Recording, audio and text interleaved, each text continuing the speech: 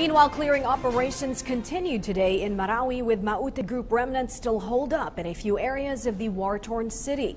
Advancing government forces are also recovering more cadavers believed to be victims of terrorist atrocities. Julius de Samburon has this report. Today marks the 37th day of the Marawi siege. This is also the day when the joint military, police, LGU, civilian volunteers, and the Bureau of Fire Protection discovered and recovered 17 cadavers from different areas of Barangay Gadungan, Marawi City, which is classified as a conflict zone. Authorities believe that they were civilians brutally killed by the terrorist group Maute. Philippine National Police SOCO is undertaking procedures to identify the bodies for proper disposition and identification of the cadavers, so that their relatives can claim them and provide them a decent burial. Retrieval operations are being conducted in Barangay Gadungan and some areas which the local terrorists previously held and where some civilians were believed to be murdered by terrorists.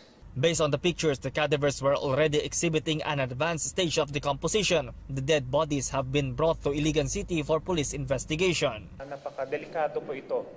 Talagang risk of life po yung mag-conduct ng retrieval operations. And we are very much grateful sa ating mga volunteers na despite the risk, pero andito sila to help us retrieve the bodies. JTF Marawi explained that once an area is cleared of terrorists, the military will then launch clearing and retrieval operations. As of today, firefight and bomb explosion are still continuously heard in the ground zero in line with the soldiers' mission to liberate Marawi from the Maute. Interior and local government officer in charge Catalino Coy personally visited Marawi to monitor the situation at the front lines. He also pointed out that the Duterte administration will extend help for the city's recovery. Kasi ang concern natin yung rehabilitation ng city, particularly para sa amin yung mga government buildings na nasira, mga naapektuhan. Ipa-prioritize natin yan. Pati na rin yung kanina may mga concern na na-present yung local government sa problema nila sa mga evacuees nila na karamihan ay nasa Iligan. So ipaparating natin yan sa concerned agency. The Crisis Management Committee said that the visit gave a morale boost to the government troops and LGUs. The Crisis Committee also underscored the big role of the local government and the public to end acts of extremism and terrorism. Pinag-usapan talaga dito is yung paano natin i-explore yung initial plan, initial proposal ng ating mga mayors na magkaroon sila ng civilian defense security plan. May strengthen ito.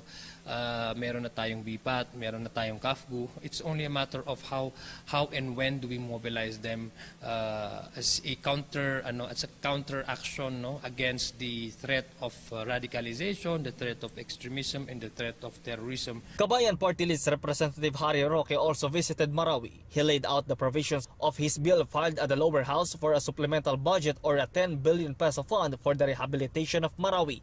The Tindig Marawi Act recognizes the sacrifices and the strength of residents. The Solon also tackled House Bill 222, or an act protecting the rights of internally displaced persons or IDPs and penalizing the acts of arbitrary internal displacement. Some of the provisions included in this act are the one-stop shop for the IDPs and their human rights protection. Yung ginagawa nilang human shield ng sibilyan, yung pangingidnap ng sibilyan, yung pang-aalila sa sibilyan, lahat po yan ay labag dun sa international humanitarian law, at ito po'y hindi lang isang tratado, ito po'y ginawa ng batas dito sa ating bayan. Also covered in this proposal is the compensation for the IDPs whose loved ones have died or are missing and lost their properties. JTF Marawi added that the proper coordination is constantly being done with the troops in the front lines for confirmation, validation, and updating. For the nation, Julius de Samburon, Islamic City of Marawi, Lanao del Sur.